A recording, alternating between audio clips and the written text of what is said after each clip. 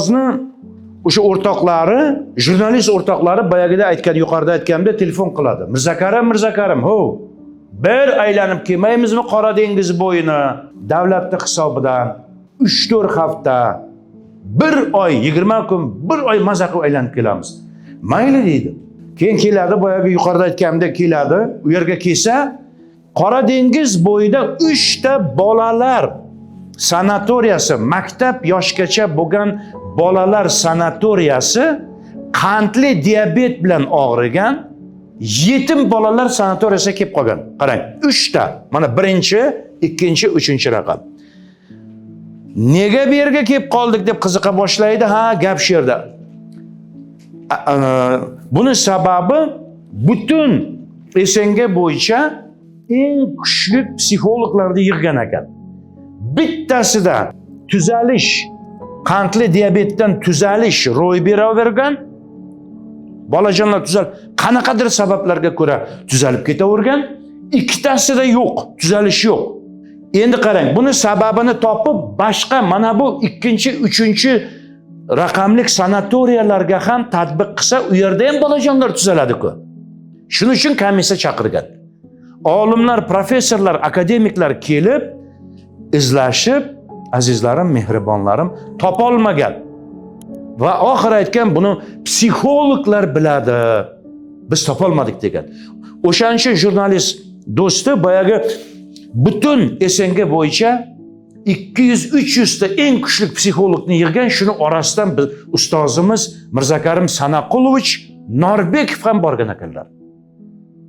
Va Sankt-Peterburglik ruhshunoslar, ruhiyatshunoslar, psixologlar qidirib, 1-2 hafta rosa qidirib, biz topolmadik deb uyiga ketib boradi. Ustoz 1-2 oy qolib ketadi. Endi qarang, bu yoq qiziq. Hammasini ob-havo bir xil. Ob-havodan desangiz, dengizni bo'yida ob-havo bir-ku. Oziq-ovqat bir xil. Bitta oziq-ovqat sklatidan oladi. Kun tartibi, rasporyadik dunyo bir xil. Dori-darmon, malhamlar bir xil. Apteka upravleniyadan olmaydimi? Tarbiyachilar hammasi bir xil. Lekin bittasida tuzalish bor, qolganida yo'q. Hayratda hamma. Ustoz shukurlashadi. Asta-asta hamma psixologlar ketib qolib, bir o'zi qoladilar-da. Va o'rtog'i bilan qolib ketadi. Va balki deydi, qarang, xarakterdan bo'lsa kerak deydi. Insonning nechta xarakteri bor? Asosan 4 ta fe'l-atvor xarakter bor, azizlarim.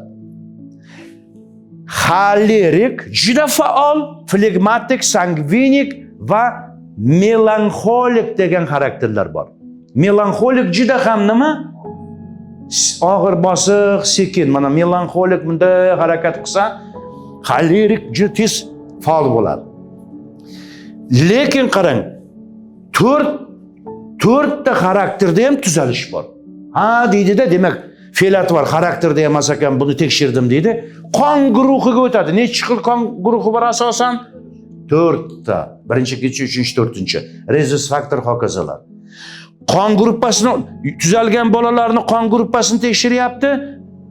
3-chi ham, 4-chi ham, 2-chi ham, 1-chi gruppa ham aralash chiqib kelyapti. Ha, demak qon guruhidan emas ekan deb uni ham belgi qo'yapti. Qarang. Endi izlab nima? Mijoz bor, mehribonlarim. Birinchi bo'lib mijoz tushunchasini Abu Ali ibn Sino, tabobatning otasi, bobomiz tabobatning otasi Abu Ali ibn Sino kashf qilganlar. Mijoz bor, temperament deydi o'rtchasiga. Issiq, sovuq, ho'l, quruq mijozlar. Mijoz o'zgarganda ham inson kasallanadi. Mijozi to'g'rilanganda inson tuzaladi. Mijozni tekshiryapti. 4 ta mijozni tuzalish alomatlari bor. Demak, hayron bo'lyapti. Va qisqasi mana shunday izlab oxiri bolalarni o'yinida farq borligini nima qilib qolgan? Sezib qolgan. Hamma joyda mana bu yerda ham, 2da ham, 3da ham bolalar o'ynaydi, hamma joyda o'ynaydi, bolalar bolada endi. Va mana shu yerda lekin bolalarning o'yinida farq sezib qoladilar. Bunga qanday kelgan qarang.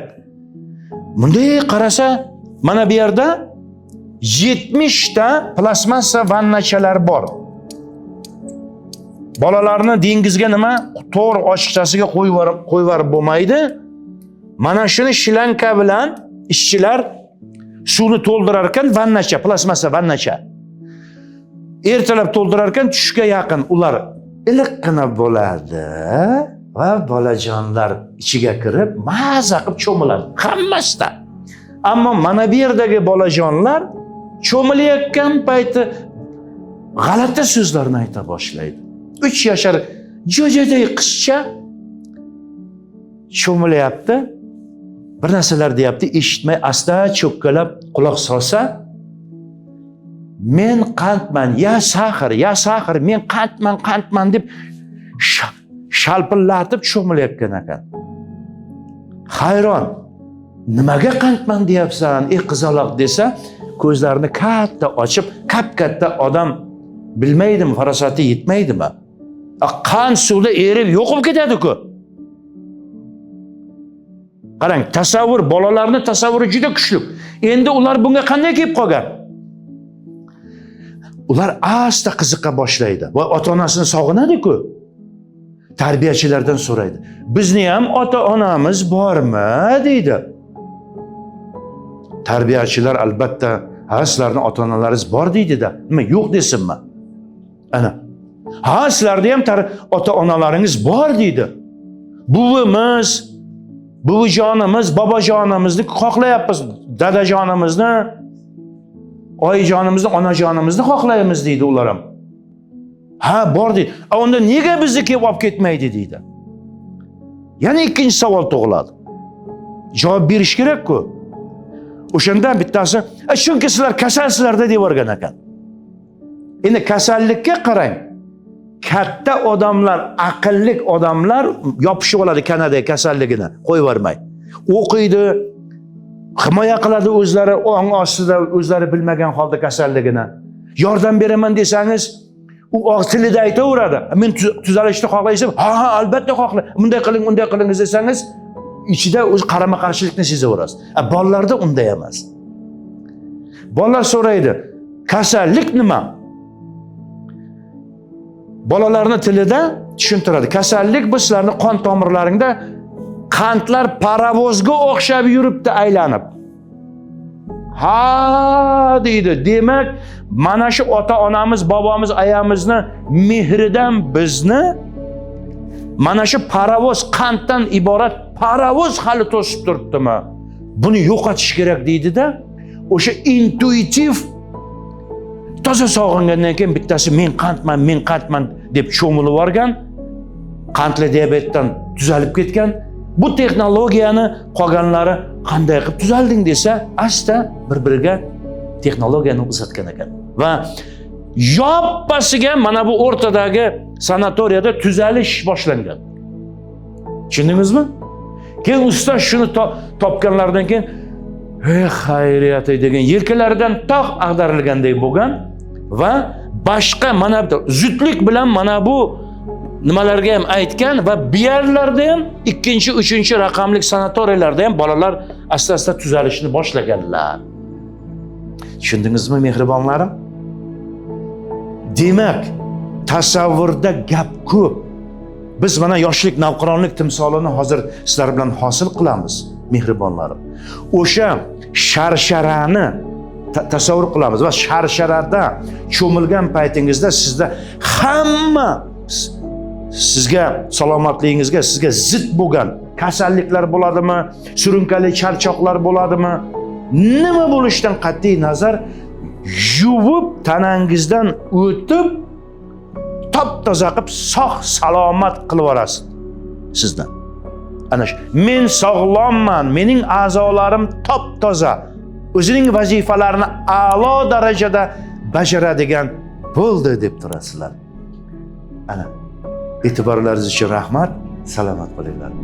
Men Shuhrat Suyunjikov, Norbekov tizimida 40 yillik tajribaga ega psixolog trenerman. Norbekov markazi insonlarni tabiiy usullar bilan maxsus psixofiziologik mashg'ulotlar va insonni o'z ichki kuchini uyg'otish orqali kasalliklardan forig' bo'lishga yordam beradi. Shu vaqtgacha 4 millionga yaqin insonlar Norbekov tizimi orqali salomatliklarini tiklagan. Kurslarimiz orqali zreniya kasalliklaridan, ko'z kasalliklaridan, umurtqa kasalliklaridan, osteoxondroz, grija, oshqozon ichak, asab tizimi kasalliklari va boshqa kasalliklardan dori-darmonsiz, operatsiyalarsiz forig' bo'lishingiz mumkin.